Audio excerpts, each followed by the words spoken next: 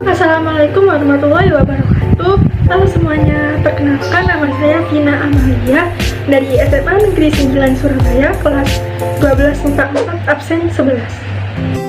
Jadi di video kali ini saya akan melakukan praktikum tentang dominansi apikal pada tumbuhan. Di praktikum ini juga kita akan membuktikan apakah benar sih dominansi apikal itu ada. Untuk mengetahui jawabannya, mari kita simak videonya sampai akhir.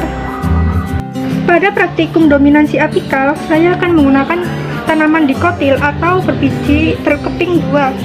Dan tanaman yang akan saya gunakan adalah kembang sepatu. Untuk melaksanakan praktikum dominansi apikal ini, kita membutuhkan beberapa media. Yang pertama ada jelas harus ada tanaman. Kita harus mempunyai satu tanaman yang memiliki dua cabang berbeda. Lalu yang kedua ada gunting untuk memotong pucuk tanamannya, dan yang terakhir ada tali dengan warna yang berbeda. Praktikum akan dimulai dari sekarang.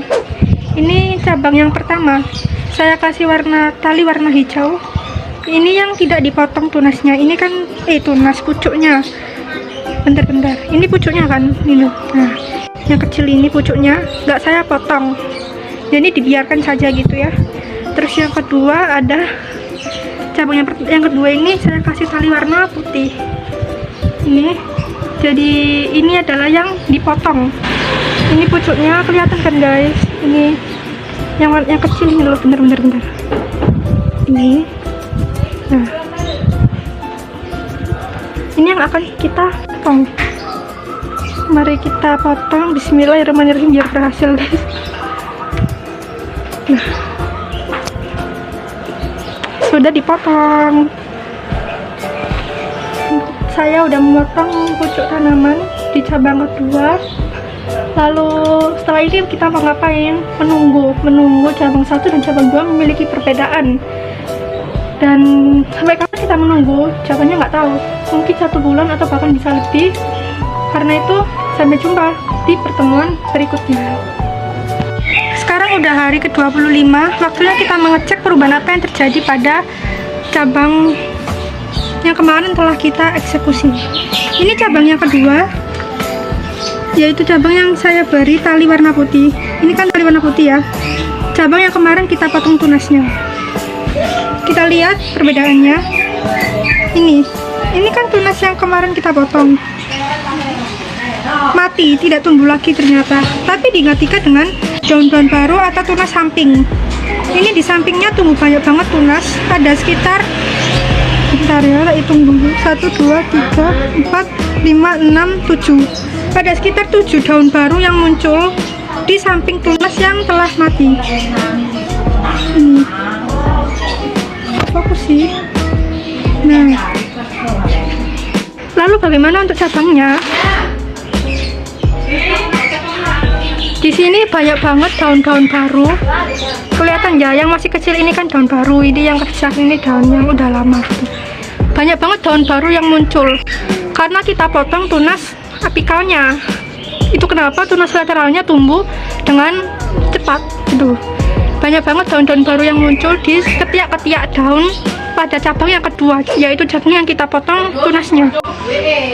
Paham kan? Ini loh, daun baru, daun menarik. Ini daun baru juga, daun baru masih kecil-kecil. Ini juga daun baru yang di atas.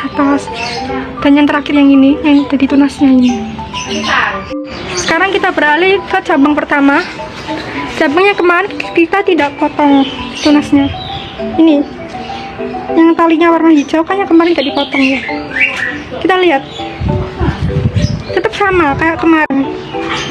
Kan kemarin sebelum dipotong tunasnya itu ada 3 daun. 1, 2, 3.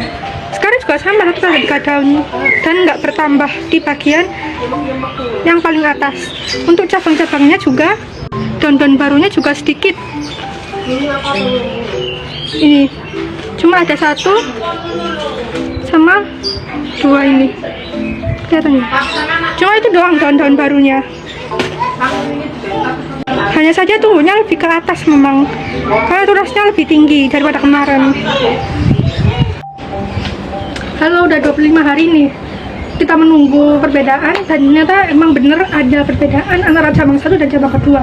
Langsung saja saya jelaskan di sini. Jadi perbedaan antara cabang 1 dengan cabang kedua itu yang paling colok itu ada di jumlah daun baru.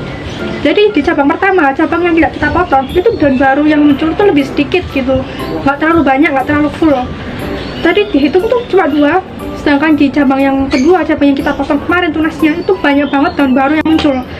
Dan daun kecil itu tumbuh di sekitar ketiak daunnya itu banyak banget. Kok bisa ya kayak gitu? Ya karena kita potong tunas apikalnya kemarin. Jadi saat kita potong tunas apikalnya itu memicu pertumbuhan tunas lateral atau tunas-tunas samping itu tadi. Itu kenapa cabangnya lebih banyak. Ya terus tunas yang kita potong kemarin itu ternyata mati, tapi digantikan dengan tunas-tunas baru di sampingnya dengan jumlah yang lebih banyak juga. Kemarin sebelum kita memotong tunasnya itu, di video sebelumnya itu kan tunas yang kemarin kita potong di sekitar daun, di sekitar tunasnya itu ada 3 daun gitu. Ini gambarnya ya, lebih jelasnya ini, intinya maksudnya itu cuma ada 3 daun. Sedangkan tadi saya hitung itu di cabang kedua, di sebelah tunas barunya itu muncul 7 daun baru. Perbedaannya jelas banget, yang dipotong 3 daun sedangkan yang muncul 7 daun. Bayangin, ternyata emang benar katanya Pak Koko bahwa sepotong 1 tumbuh 1000 itu benar. Buktinya ini, kita potong 3 tumbuhnya 7, 2 kali lipat dari sebelumnya. Kesimpulannya, pada cabang pertama mengalami peristiwa dominasi apikal atau terhambatnya tunas lateral akibat adanya tunas apikal. Itu kenapa pada cabang pertama daun-daun baru yang muncul itu lebih sedikit daripada cabang kedua. Sedangkan pada cabang kedua dan itu tidak mengalami peristiwa dominasi apikal. Kenapa? Karena kita sudah memotong tunas apikal pada pucuk tanaman.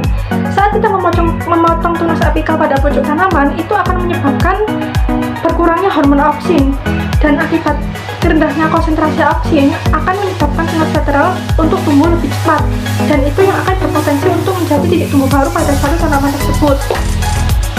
Dalam kehidupan sehari-hari, konsep yang paling sederhana itu ada di perkebunan teh. Kalau kita tahu ya, petani-petani teh itu biasanya akan memotong pucuk tanaman seperti yang kita lakukan tadi pada cabang kedua. Dia akan memotong tunas-tunas tanaman di bagian atas agar memperbanyak cabang tumbuhan tehnya itu tadi. Kenapa? Agar mereka bisa memproduksi teh dengan jumlah yang lebih banyak dan waktu yang lebih singkat.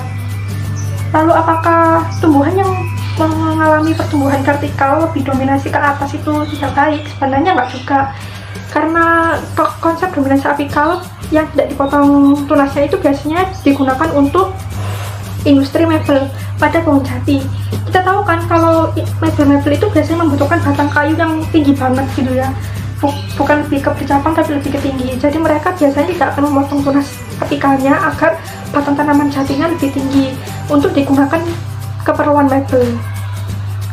Jadi kesimpulannya itu ya itu tadi, semuanya kembali pada kita. Kalau kita ingin tanamannya lebih tinggi, tidak perlu dipotong tunasnya. Kalau ingin tanamannya lebih bercabang, kita bisa memotong tunas itu tadi, tunas apikalnya. Ternyata memang sesempurna itu Tuhan menciptakan segala sesuatu untuk manusia. Sekian praktikum dari saya dan penjelasan dari saya. Mohon maaf apabila ada kesalahan maupun kekurangan. Saya mohon kritik dan saran. Terima kasih. Wassalamualaikum warahmatullahi wabarakatuh.